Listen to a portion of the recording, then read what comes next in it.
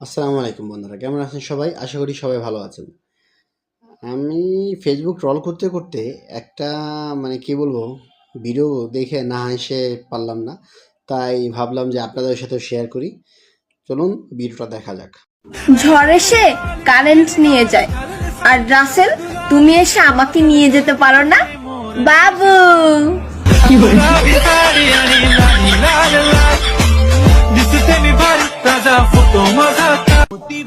জান, সবাই তো গিফট হিসাবে কত কিছুই চায়, কিন্তু আমার শুধু তোমাকেই চাই আরে বাবু।